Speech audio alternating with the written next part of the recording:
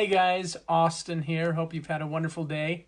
So I had a couple things that happened today that I thought were pretty fascinating that I wanted to bring to your awareness and just so we can maybe have a discussion about. One of the things I posted on my profile page and had the discussion with several of you that have commented on that, and I appreciate your comments. Thank you so much for participating in that. But the topic was, what do you do? What is your initial response when someone shares an opinion that you don't agree with?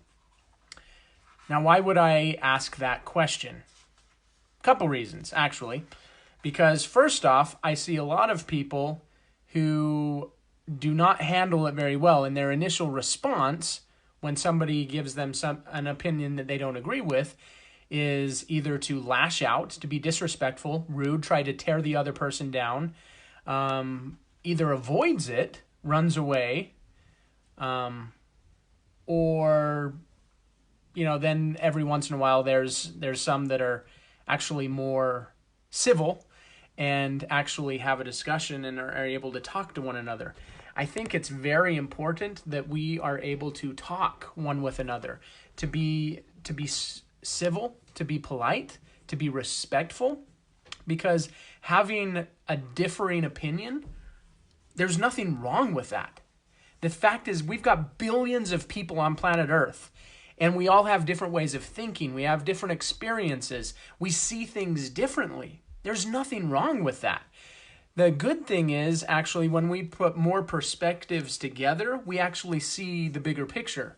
Oftentimes, if I'm so stuck in my own mindset that I'm unwilling to look at or think about somebody else's opinion that might actually be true, then I am not doing anyone a service, and I'm actually living in ignorance and scarcity. I'm probably doing that because I'm afraid to be wrong. I'm afraid of being wrong, or I'm afraid that I might make a mistake, or I'm afraid that I might look stupid. And so I pick my opinions, and then I have to hold to those, and I surround myself with people who believe the way that I do, because that helps me feel better about myself. I listen to books and watch movies that are in alignment with what my beliefs are, because that helps me feel better about myself. I listen to news stations that have my same opinions, because that helps me feel better about myself. And if anybody has differing opinions, then I attack them, and I get with my group and I say, oh, they don't know what they're talking about. Those are just horrible people and blah, blah, blah, blah, blah. Right? Do you see people doing this today all over the place, especially on Facebook? How does that serve the world? How does that help us live in a higher, enlightened way? I don't see that happening. So the question I said is, what is your initial response when you were presented with an opinion that you don't agree with? I hope that you would seek to understand. In Stephen Covey's 7 Habits of Highly Effective People, one of the habits is seek first to understand and then to be understood. So we've got Clint, Amber here. Thanks for hopping on, guys. If you have any comments, please share as we're going through the video. Love to hear what you guys have to say. So the habit is seek first to understand and then to be understood. Over the weekend, a few days ago, I got into a discussion with someone on Facebook. You can actually go and read through all the discussion because it was on my Facebook profile page. I had made a post about the importance of principled living and the importance of aligning ourselves with universal laws and principles. And then I used a post that Donald Trump had put out, and that didn't really help my post and my what I wanted to get across, because some people have strong feelings about Donald Trump. And so when I put that out there, like, there's so many other people you could have used to put with this post other than Donald Trump. But it brought up a discussion that I was able to have. So this person who I admire and I respect and I really appreciate, commented on my post, and then I was able to comment, and we were able to go back and forth throughout this discussion, and I think it ended up being somewhere around 40 different posts that happened as we were going back and forth, sharing our different opinions and what we've learned, and it was just going back and forth. But if you go back and read that, look and see how respectful both were and what happened in the end. Because this is my experience, is that if you're in a discussion with somebody and they're really passionate about their opinion, you're really passionate about your opinion, it will start out and then it usually gets to a climax. It's going to build up and it might get heated, and that's okay. It's okay for the discussion to get heated. It means it's something that you both care about and you're both talking about it. So as long as you're able to be respectful and have this discussion, there's nothing wrong with that. In fact, that's one of the best things we can do, is have a clashing of opinions, because that educates both of us and we both end up better because of it. Okay? We don't grow by surrounding ourselves with people who only think like we do. That doesn't help us grow.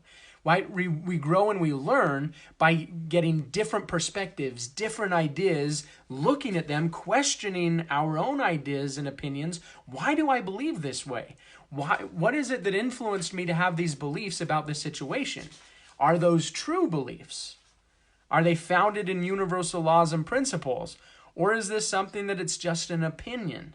Okay, so it's important to ask those questions when we have these discussions. But I found that eventually the discussion will get to a climax, and then it will start to come back down on the other side.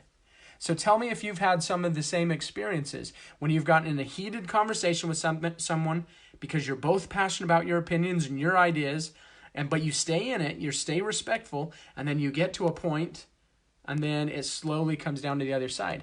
And this is what happened with this person that I was talking with over the weekend last week, and we got down to the other end. We still have our own opinions, but I much more appreciate her, and for her respect going through that. I respect her perspective, and it influenced me to do some more research.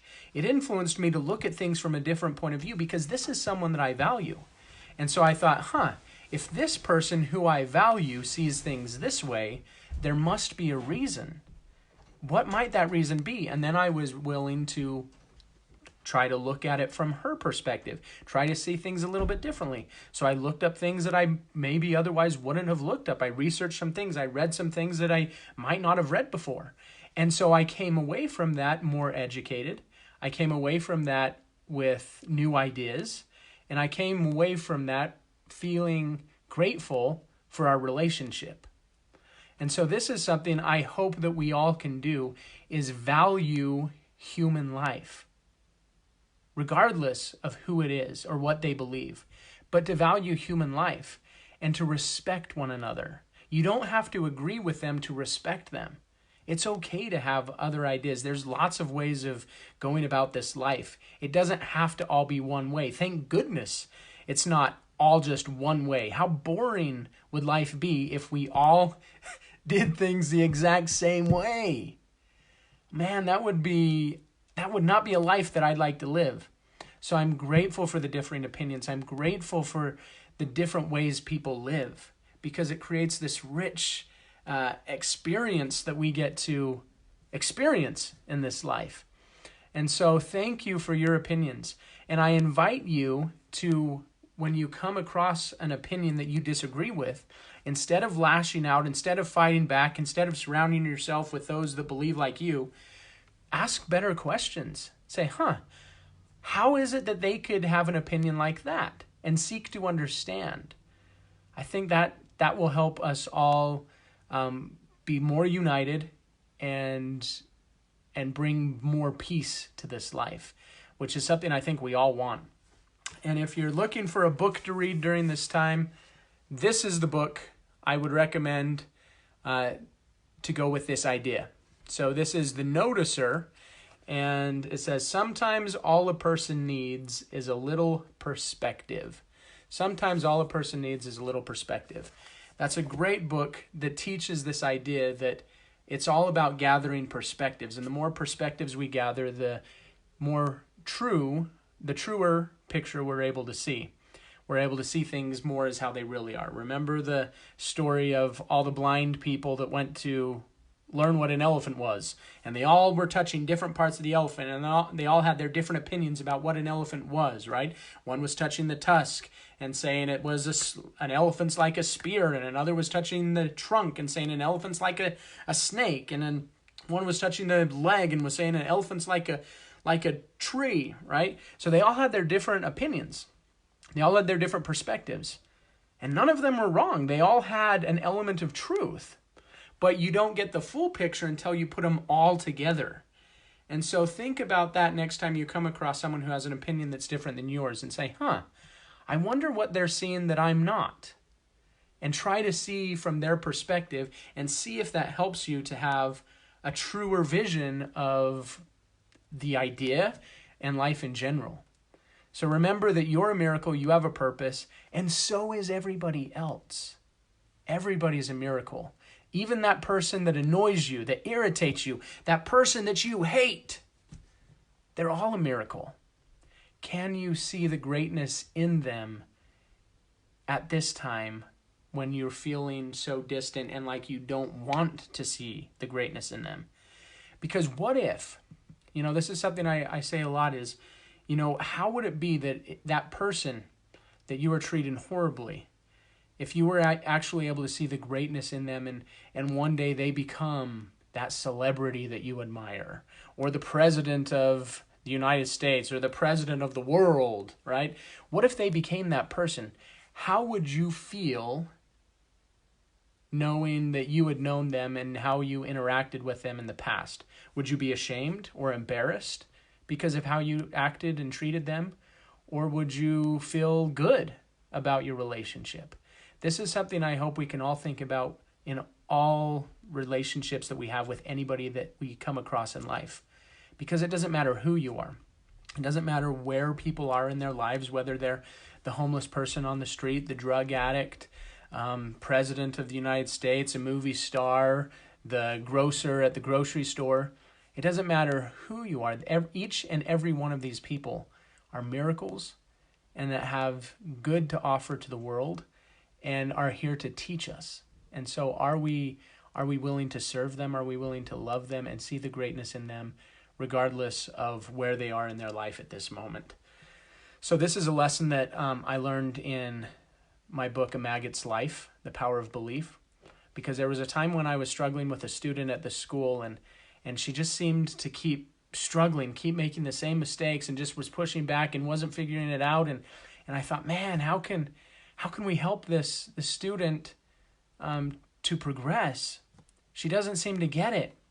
And then the thought came to go back to my book, and I read through the book, and there was a spot that said where the grandfather fly says to Fred the maggot, I see a bright future ahead of you.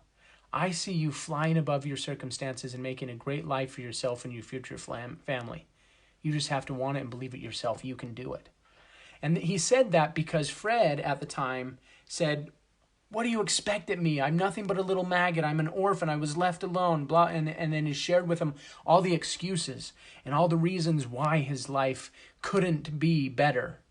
And Grandfather Fly said to him, well, I see this in you. And so sometimes it's our job to see the greatness where other people can't see it in themselves, and to speak that to them, to call them to a higher way of living, to invite them to see a piece of themselves that maybe they're unaware of, and they just don't see that. And so speak love, speak light. Remember that you are a miracle, you have a purpose, and let your light shine. Be an example of love, compassion, faith, especially in trying times such as the valley that we are in today. Be a light and spread the love. And I think I'm going to end here. There's another experience that happened today that I think is really amazing, but I'm going to save that for another video. I'll maybe do that tomorrow. So stay tuned to that, but it's connected to truth and how we can believe something so quickly that is false. And so think about that. And if you're interested in that topic, check in with me tomorrow. I'm going to be doing a post on that and then also a video. And so I look forward to seeing you tomorrow. Thanks for checking in tonight. Have a wonderful night. Remember, you're amazing. And I'll talk to you guys later. Bye.